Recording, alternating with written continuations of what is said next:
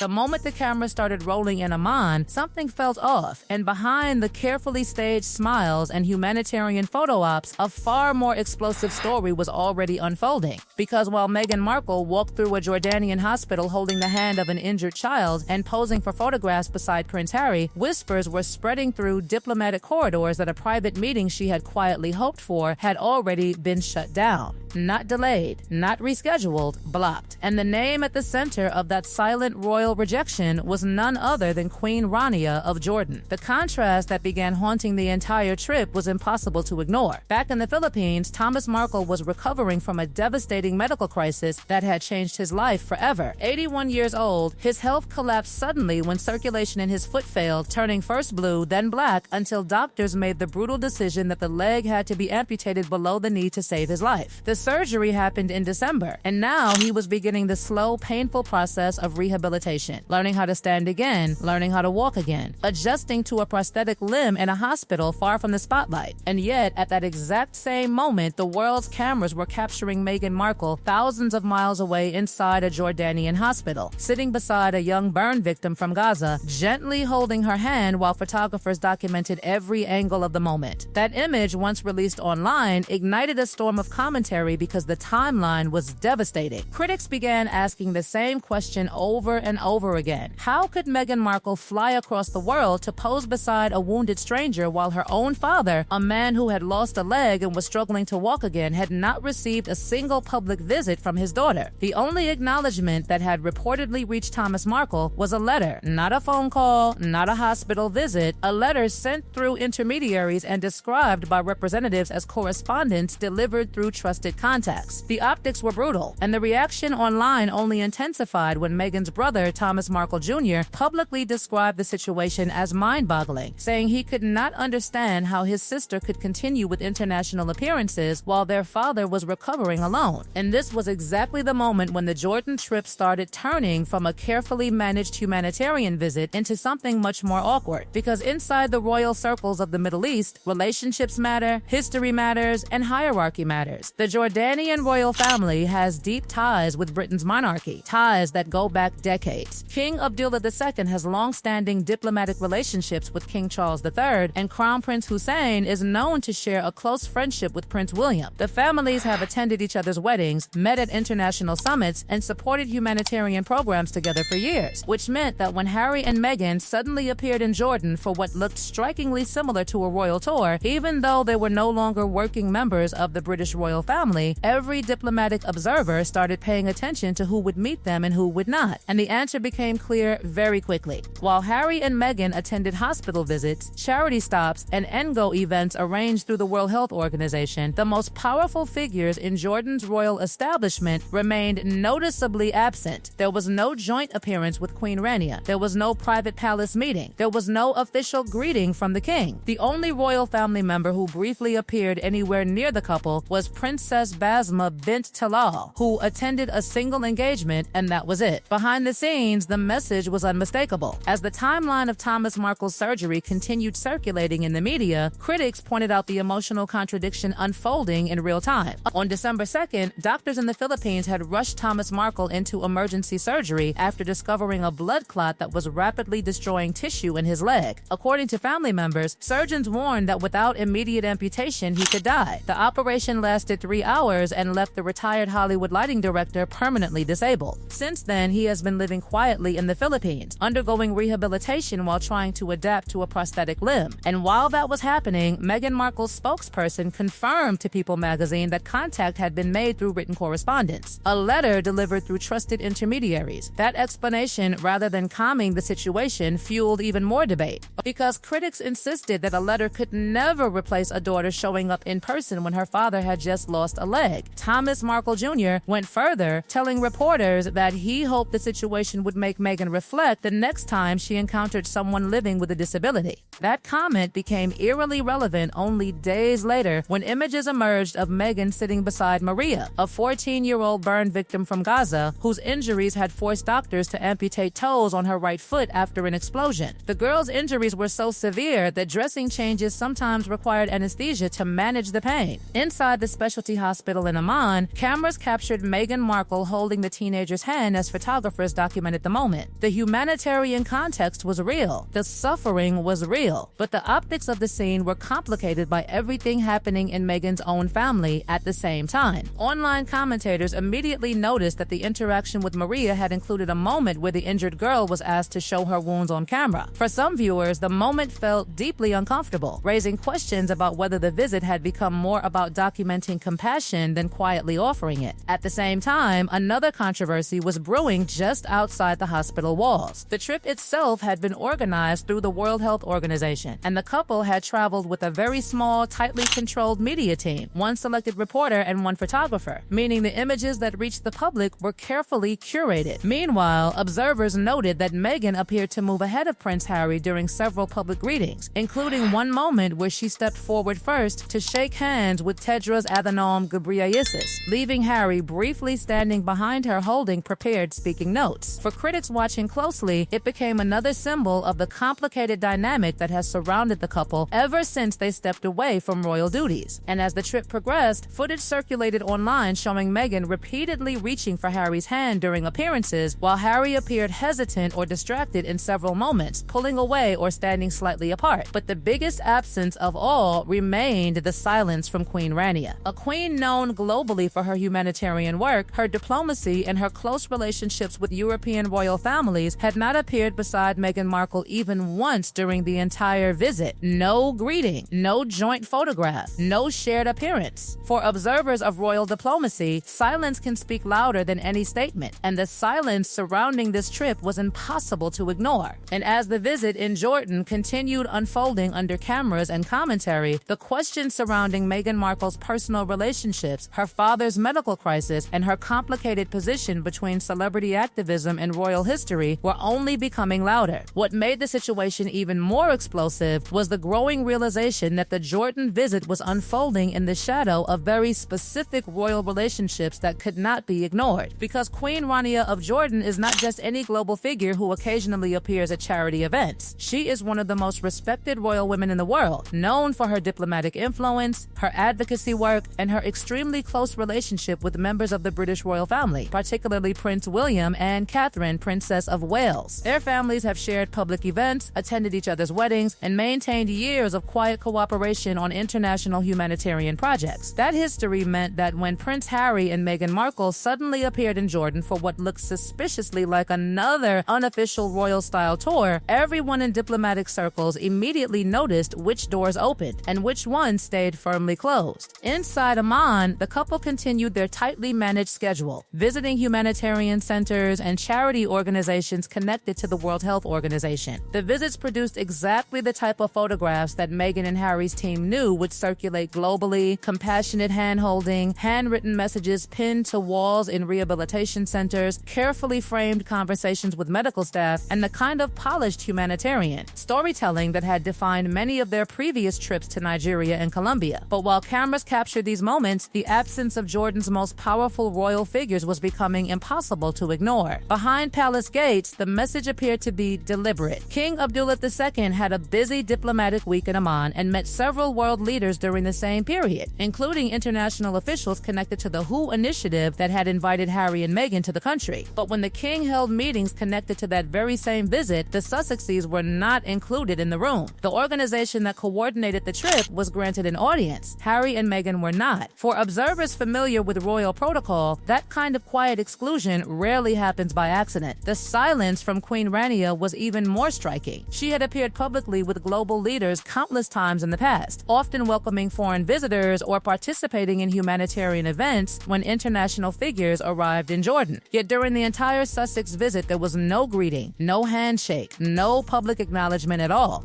Instead, the only royal family member who crossed paths with the couple was Princess Basma bint Talal, who attended a single engagement connected to the charity activities. It was a polite gesture, but far from the high-level royal reception Meghan had reportedly hoped for. And that is where the rumor that would define the entire trip began circulating among insiders. Meghan had quietly wanted a private meeting with Queen Rania during the visit, a meeting that, according to diplomatic whispers, never materialized because it was never approved. The fallout from that absence started spreading through royal commentary circles almost immediately. Analysts pointed out that Jordan's royal family maintains extremely close personal ties to King Charles Charles III and the future British King, Prince William. Those relationships had been strengthened over decades of state visits, charity partnerships, and personal friendships between the families, which meant that if Queen Rania chose not to appear beside Meghan Markle during such a highly visible visit, the decision likely carried diplomatic meaning. Meanwhile, the Sussex tour itself kept producing moments that critics dissected frame by frame. One clip that circulated widely showed Meghan stepping ahead of Prince Harry to greet Tedros Adhanom Ghebreyesus during a roundtable discussion. Harry stood behind her briefly, holding a blue card with prepared remarks before Meghan took the microphone to speak first. For supporters of the couple, it was simply a moment of enthusiasm. For critics, it was another example of Meghan dominating appearances that were originally meant to center Harry's royal identity. Even the physical dynamic between the couple began drawing attention online. Observers analyzing footage from the trip noticed moments where Meghan repeatedly reached for Harry's hand during public appearances, while Harry sometimes appeared distracted or hesitant, pulling away or keeping his hands at his sides. Comment sections exploded with speculation about tension between them, with some royal commentators suggesting that the pressure surrounding the trip, including the growing criticism over Thomas Markle's health crisis, could be fueling arguments behind closed doors, because the situation with Meghan's father refused to disappear from the story. In fact, it became the emotional centerpiece of the controversy. Thomas Markle remained in the Philippines recovering from the amputation surgery that had saved his life but permanently altered it. For years, the relationship between Meghan and her father had been fractured by public interviews, tabloid drama, and painful accusations that played out in front of the entire world. Thomas Markle has repeatedly said that he still hopes to reconcile with his daughter and meet his grandchildren one day. In an interview with the Mail on Sunday, he admitted that he does not want to die without repairing the relationship. And that sentence, that heartbreaking admission, echoed loudly while Meghan appeared in Jordan speaking about compassion and humanitarian empathy. Critics argued that if any moment could have brought father and daughter back together, it would have been a life-threatening medical emergency. Instead, the only confirmed contact remained the letter delivered through intermediaries. Back in the Philippines, Thomas Markle continued the painful work of learning how to walk again with a prosthetic leg. In Jordan, cameras continued capturing images of Meghan Markle sitting beside injured patients and offering words of encouragement. And between those two realities, the father recovering alone and the daughter standing in front of global cameras, the controversy surrounding this trip only grew louder. Because sometimes the most explosive royal drama isn't created by what people say publicly. It's created by the moments where someone chooses not to appear at all.